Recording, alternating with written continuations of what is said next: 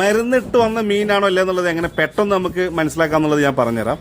നമ്മൾ ഷോപ്പിലേക്ക് മീൻ വാങ്ങാൻ വേണ്ടി പോയിട്ടുണ്ടെങ്കിൽ ആ ഷോപ്പിൽ മറ്റുള്ള സ്ഥലങ്ങളിലൊക്കെ ഈച്ചിരിക്കുന്നുണ്ട്, മീനിൻ്റെ മുകളിൽ ഈച്ചിരിക്കുന്നില്ല എന്നുണ്ടെങ്കിൽ ആ ഒരു മീനിൻ്റെ മുകളിൽ മരുന്നുണ്ടാവാൻ ചാൻസ് ഉണ്ട്. സാധാരണ ഒരുവിധം എല്ലാ ഷോപ്പിലും ഈച്ചകൾ വന്നിരിക്കാറുണ്ട്. ചുരുക്കി പറഞ്ഞാൽ ഈച്ച വന്നിരിക്കണം മീനിൻ്റെ മുകളിൽ. ഈച്ച രണ്ട് തരം ഈച്ച ഉണ്ട്, ചെറിയ ഈച്ചയുണ്ട്, വലിയ ഈച്ചയുണ്ട്. വലിയ ഈച്ച എന്നുണ്ടെങ്കിൽ ആ മീൻ മിക്കവാറും കേടൊന്ന് പോയിട്ടുണ്ടാവും. സാധാരണ നമ്മൾ കാണുന്ന ഒരു ചെറിയ ഈച്ച എന്നുണ്ടെങ്കിൽ അത്ര പ്രശ്നമുള്ള ഈച്ച ഒന്നല്ല.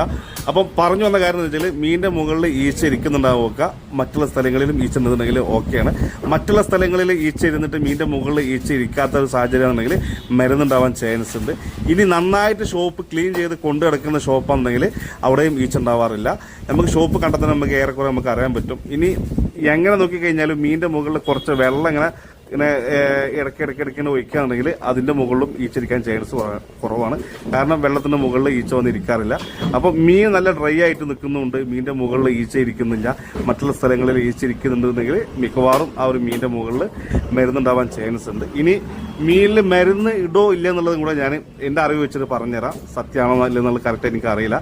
ആളുകൾ പറഞ്ഞെന്താ വെച്ചിട്ടുണ്ടെങ്കിൽ കടലിൽ മീൻ പിടിക്കാൻ വേണ്ടി പോകുന്ന ആളുകൾ മീൻ 1-2 ദിവസം കഴിഞ്ഞാലാണ് കരയിലേക്ക് എത്തിക്കുന്നത്. അപ്പോൾ ആ ഒരു മീൻ കേടുവരാതിരിക്കാൻ വേണ്ടിയിട്ട് മീനിലിടുന്ന ഐസിൻ്റെ മുകളിലാണ് മരുന്നിടുന്നുള്ളത് പറഞ്ഞു കേട്ടിട്ടുണ്ട്. എൻ്റെ ഒരു അറിവ് വെച്ചിട്ട് കടലിലേക്ക് മീൻ പിടിക്കാൻ വേണ്ടി പോകുന്ന ആളുകൾ വളരെ നല്ല സ്വഭാവമുള്ള ആളുകളാണ്. നല്ല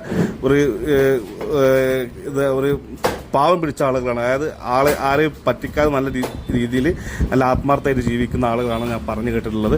അപ്പോൾ അവർ ആ ഒരു പണി ചെയ്യാൻ ചാൻസ് ഇല്ല. കാരണം അവർക്ക് മറ്റുള്ള ആളുകളെക്കാളും ഏറ്റവും കൂടുതൽ ദൈവഭയമുള്ള ആളുകൾ തന്നെയാണ് അവർ. അപ്പോൾ അവരത് ചെയ്യാൻ ചാൻസ് കുറവാണ്. അപ്പം അങ്ങനെ നമുക്ക് എന്ത് ചെയ്യണ്ട, അങ്ങനെ ഉണ്ടാവുന്നുള്ള പ്രതീക്ഷ, അങ്ങനെ ഉണ്ടാവുന്നുള്ള ടെൻഷൻ നമുക്ക് വേണ്ട.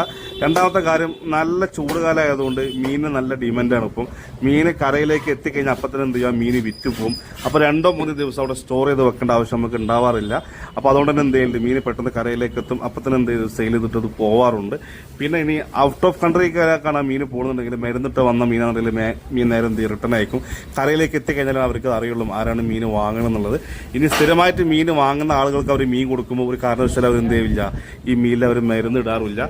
ഇനി ഷോപ്പിലേക്ക് വന്നിട്ടുണ്ടെങ്കിൽ ഷോപ്പിൽ നിന്നും മരുന്നൊന്നും ആരും തെറ്റിദ്ധരിക്കേണ്ട. കാരണം ആ ഒരു ഷോപ്പിലുള്ള ആളുകൾ അവരെ വീട്ടിലേക്ക് കൊണ്ടുവന്നതും ഇവർ മരുന്നിട്ടുള്ള മീൻ തന്നെയാണ്. പിന്നെ അങ്ങനെയൊക്കെ പൈസ ഉണ്ടാക്കിയാൽ ആ പൈസ വേറെ രീതിയിൽ ഹോസ്പിറ്റലിൽ കൊടുക്കാനുണ്ടാവും എന്നുള്ളതൊക്കെ എല്ലാവർക്കും അറിയാം. അപ്പം മീനിൽ മരുന്നിടുന്നുള്ള ടെൻഷനൊന്നും ആർക്കും വേണ്ട. എൻ്റെ ഒരു അറിവിൽ 99% മരുന്നിടാൻ ചാൻസ് കുറവാണ്. പിന്നെ ചിലപ്പോൾ ചില ഷോപ്പിൽ ചിലപ്പോൾ പഴകിയ മീനൊക്കെ ഉണ്ടാകും, അത് വിറ്റിട്ടൊക്കെ ചിലപ്പോൾ എന്തെങ്കിലും പ്രശ്നമൊക്കെ ഉണ്ടാവാറുണ്ട്.